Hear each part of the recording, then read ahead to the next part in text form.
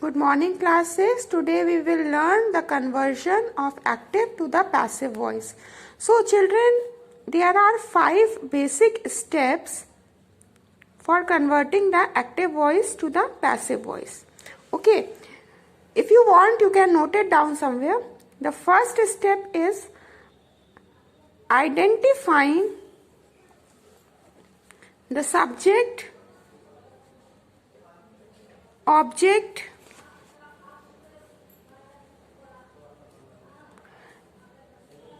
and main verb in any sentence. तो ये part तो हम लोगों ने पहले अपनी लास्ट क्लासेस में करा है कि हमें अपने सेंटेंस में सबसे पहले सब्जेक्ट को, ऑब्जेक्ट को और मेन वर्ब को आइडेंटिफाई करना होगा. ठीक है. The next step is swapping. You have to swap the subject with the object. मतलब the subject will take the place of the object and the object will take the place of the subject. This is the second step. The third one is convert the main verb with third form of verb. This also we have learned in the last class that in the passive voice we have to use the third form of the verb. ठीक है, हमको अपने verb की third form को use करना है. Fourth step, add the proper helping verb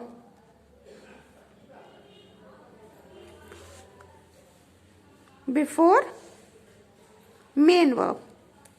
ठीक है, हमको क्या करना होगा, हमको एक प्रॉपर हेल्पिंग वर्ब चाहिए होगा अपने मेन वर्ब के पहले.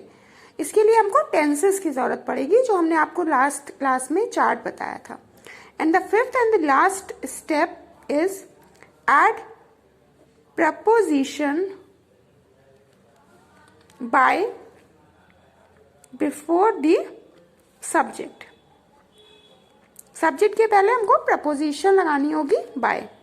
Okay, so the order of the passive sentence will be object plus helping verb plus the third form of the verb plus the preposition by and the subject s. सबसे पहले हमको object लिखना है, फिर हमको helping verb लिखना है जो कि आएगा हमारे टेंसेस से, फिर हमको अपनी वर्ब की थर्ड फॉर्म लिखनी है और फिर हम अपना प्रपोजिशन ऐड करेंगे बाय और लास्टली हम लिखेंगे subject. Okay students, now let's take some examples. Firstly, let's take the example of simple present tense. ठीक है, सबसे पहले simple present tense का example लेते हैं.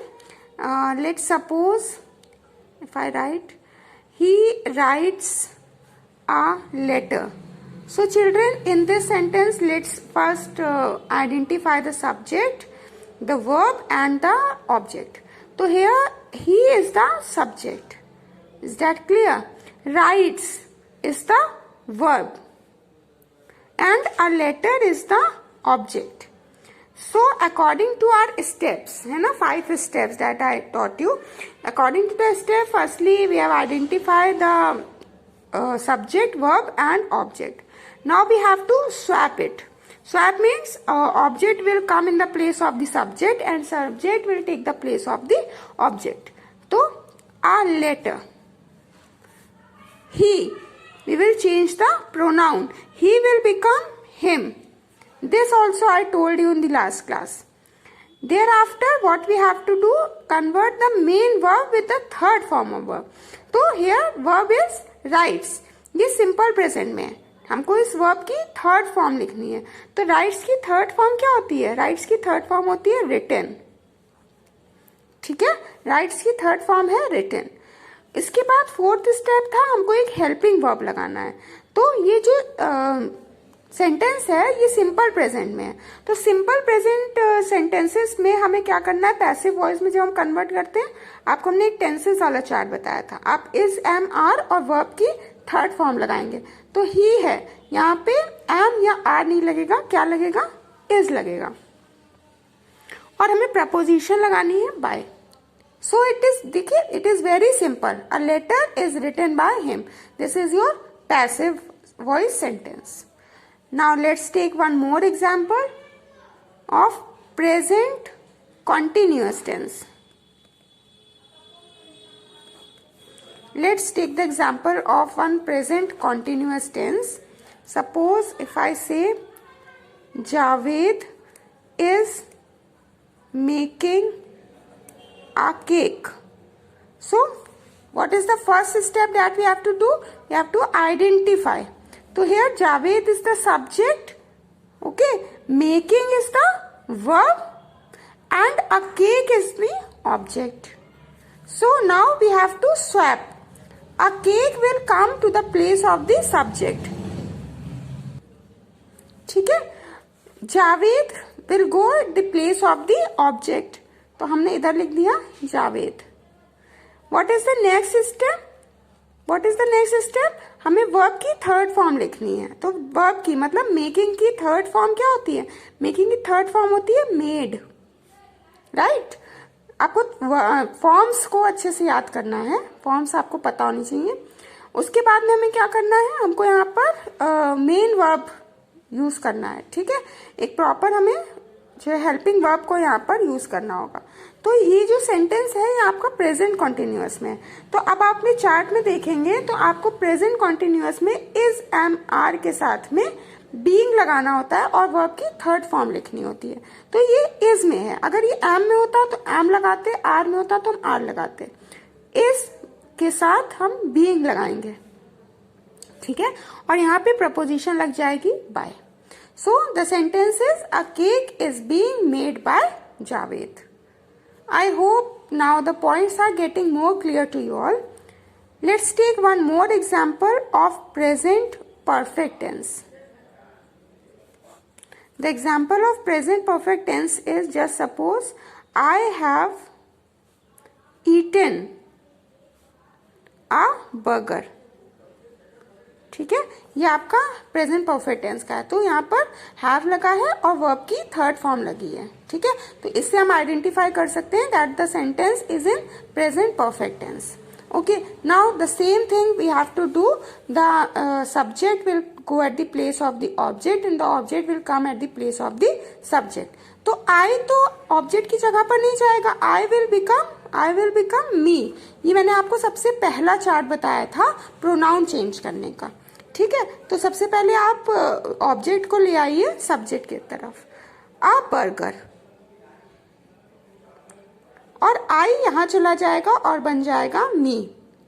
ठीक है, हिम होता ही होता तो हिम बन जाता, शी होता हर बन जाता, वी होता अस बन जाता, दे होता तो देम बन जाता. ठीक है, इस तरह से चेंज होता है. अब बर्गर, और यहाँ पर हमने लिख दिया ऑब्जेक्ट को जो कि बन गया जाकर के आई मी. नेक्स्ट स्टेप हमें क्या करना है, हमको अपने वर्ब को चेंज करना है. ठीक है, तो देखते हैं प्रेजेंट परफेक्ट. प्रेजेंट परफेक्ट में क्या होता है, जो भी हैव होता है या हैड होता है, हैज हैव जो भी होगा उसके साथ में आप बीन लगा देंगे. तो यहाँ पे हैव है, हैव बीन ईटन, यही तो लिखेंगे ना. और इसके बाद में आप क्या करेंगे, प्रपोजिशन लगाएंगे by. So the sentence is a burger have been eaten by me. Clear? Now let's see the example of simple past tense. Simple past tense. If I write he bought a car. ठीक है, तो ये किसमें है, ये आपका simple past tense है. ठीक है, अब क्या करेंगे, सेम हमें प्रोसेस करना है. ऑब्जेक्ट चला जाएगा सब्जेक्ट की जगह, तो आ कार इधर आ गया. ठीक है, अब ही प्रोनाउन आपको चेंज करना होगा. ही बन जाता है क्या, हिम. तो हमने इधर पर लिख दिया हिम. अब बॉट, तो ये सिंपल पास्ट है. ठीक है, अब आपको इसको पैसिव में चेंज करना है सिंपल पास्ट को. तो ये आप वॉज या वर के साथ में वर्ब की थर्ड फॉर्म लगाते हैं. तो यहाँ पर सिंगुलर जो है सिंगल पर्सन है, फर्स्ट पर्सन है, तो हम वॉज लगाएंगे. अगर जो है सेकेंड पर्सन या थर्ड पर्सन होता तो हम वर लगाते. थर्ड पर्सन होता तो हम वर लगाते. अगर सेकेंड पर्सन होता तब भी हम वॉज ही लगाते. ठीक है, तो आपने लिखा अ कार वॉज बॉट। अब आप क्या करेंगे, यहाँ पर लगाएंगे बाय, बाय से आप इसको ज्वाइन करेंगे। तो आपको ये याद रखना है कि फर्स्ट पर्सन के साथ में हमेशा वॉज लगता है, सेकेंड और थर्ड पर्सन के साथ में हमेशा वर लगता है। ये आपने टेंसेस में पढ़ा हुआ है। तो यहाँ पर जो सेंटेंस है वो बन गया a car was bought by him. Next example of past continuous. The next we will study about past continuous. The example we can take is Sarah was singing a song. ठीक है, the same process we have to do. A song is the object, so it come in at the place of the subject, a song, और Sarah will go at the place of the object. अब क्या करना होगा हमको अपनी verb को change करना होगा। तो जब प्रेजेंट कॉन्टिन्यूअस एक्टिव से पैसिव में चेंज होता है तो हम वॉज के साथ में बीइंग लगाते हैं और वर्ब की थर्ड फॉर्म करते हैं। तो सिंगिंग की थर्ड फॉर्म संग होती है। तो यहां पर हम लिखेंगे वॉज बीइंग संग और प्रपोजिशन लगाएंगे बाय। ठीक है, आपको इस चैप्टर में सबसे ज्यादा ध्यान देना है वर्ब की फॉर्म्स पर। फर्स्ट फॉर्म क्या होती है, सेकेंड फॉर्म क्या होती है, थर्ड फॉर्म क्या होती है। Next is past perfect. The example of past perfect is Jay had finished homework. So Jay ने क्या किया है, अपना होमवर्क फिनिश करा है। तो होमवर्क क्या है, ऑब्जेक्ट है, तो ये चला जाएगा सब्जेक्ट की तरफ होमवर्क, और जय चला जाएगा ऑब्जेक्ट की तरफ। ठीक है, इसके बाद में आप क्या करेंगे, आपको वर्ब को चेंज करना है। ठीक है, तो ये वर्ब जो है आपका फिनिश्ड, तो ये ऑलरेडी आपका इसकी थर्ड फॉर्म ही है। अब हैड पास्ट परफेक्ट एक्टिव से जब पैसिव में लेके जाते हैं तो ये हैड बीन हो जाता है।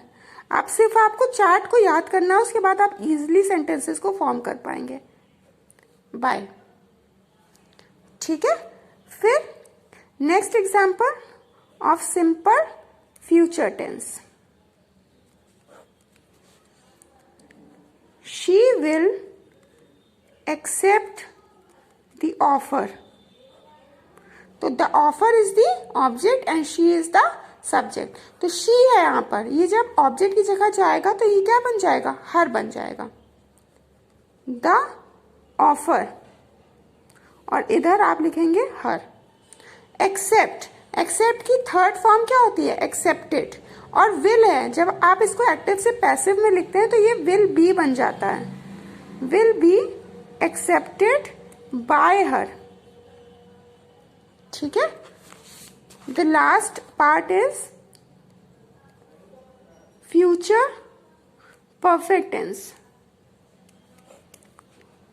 Future perfect, I will have changed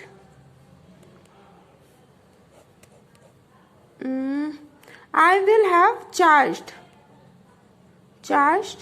the battery. Okay, so the passive sentence is the battery will have है। तो will have के साथ आपको फ्यूचर परफेक्ट के पैसिव में क्या करना है, will have been लगाना है। charged ऑलरेडी आपका थर्ड फॉर्म है, बाय आई है, आई जब ऑब्जेक्ट पे जाएगा तो ये बन जाएगा me. So students, again I want to repeat the same thing that hard work is the main key to success. So please do the practice as much as you can of the direct and indirect and the voice, only then you will be able to do the questions.